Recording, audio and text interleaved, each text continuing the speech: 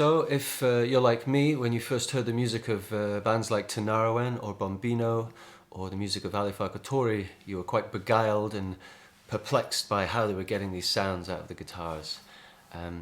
It's often referred to as African blues, but I don't think the African musicians refer to their music as blues at all. Blues is really an American thing. So what I'd like to do today is kind of give you an introduction on how to approach playing this music.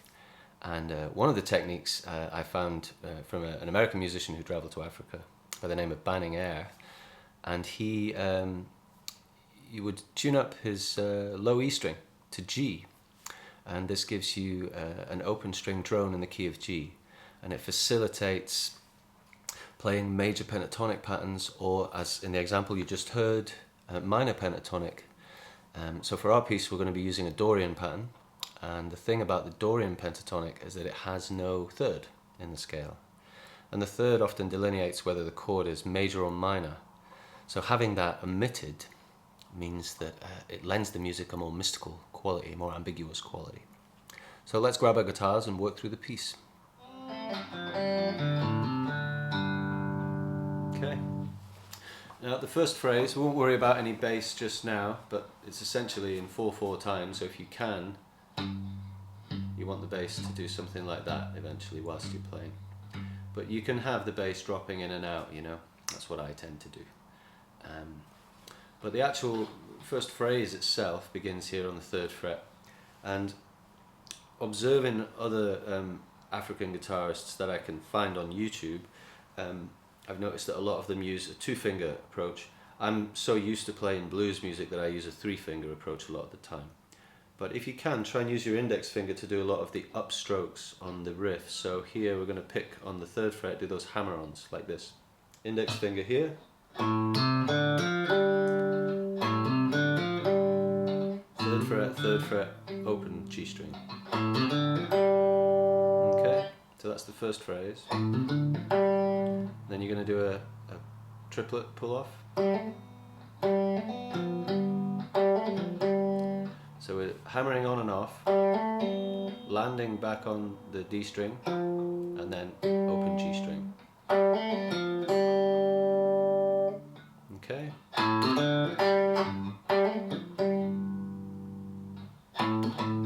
Oh. Okay. And the next phrase, we're just going to hammer on here on the 2nd fret. If you place these 2 fingers here, so B string, 1st fret, G string, 2nd fret.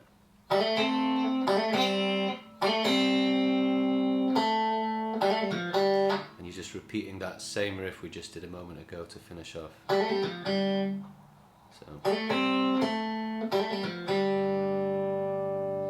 putting that together.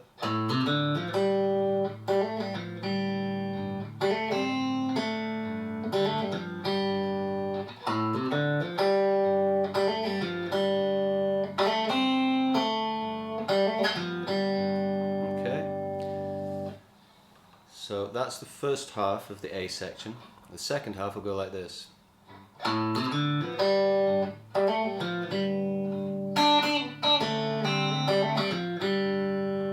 So the first half is the same and the answer is different. So this time we go here on the 3rd fret B string.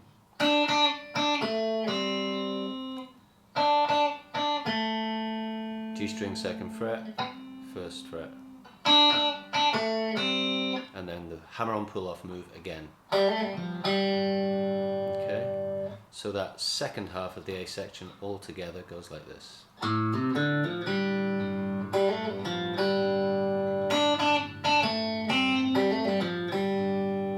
Okay, so I'll now play through the whole of the A section slowly.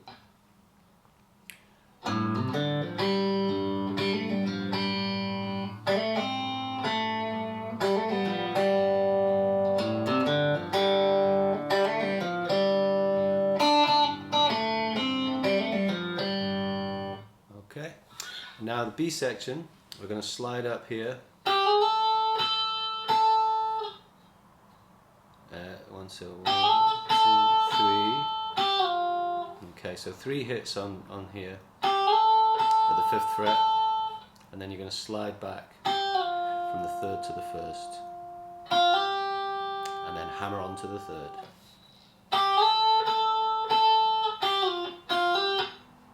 Okay, and then coming out of that, you're going to step like so. Okay, so that little bit. So you kind of use this G string second fret as a pivot between these two notes here.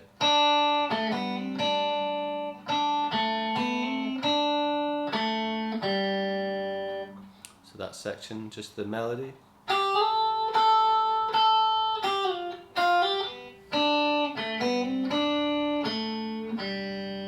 And then add in some bass.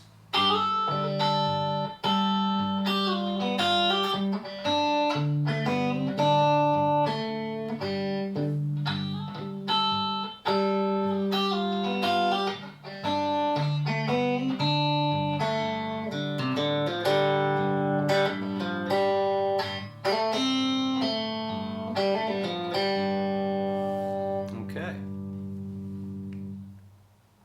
So whilst we're in this tuning, I'll just show you another nice thing that you can do. So here we're on the third fret, right, to play this minor Dorian pattern. But if we change that a little and we use the second fret down the A, D and G strings, and then we move to the third fret for the top two strings. So we get this pattern, major pentatonic.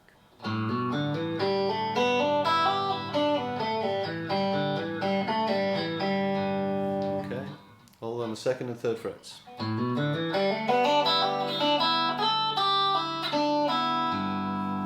So we can play a little sung-y melody like this.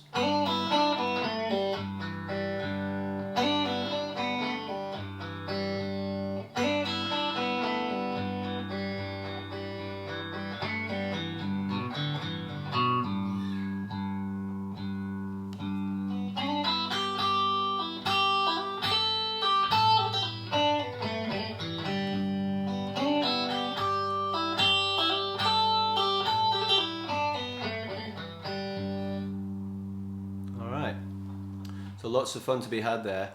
Remember that when you're playing in this tuning, you've only changed one string, so the rest of the guitar, all of your G pentatonic stuff is still there, but you've now got a low drone string, you know?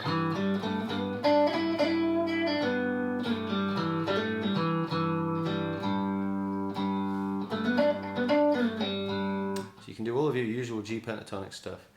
It occurred to me as well, you know, although these musicians are worlds apart, there is a similarity here between the flavour of that last major pentatonic piece and a song by Junior Kimbrough, you know, a Mississippi Hill Country blues man. And I don't think he used this tuning in particular, but the sound of his piece.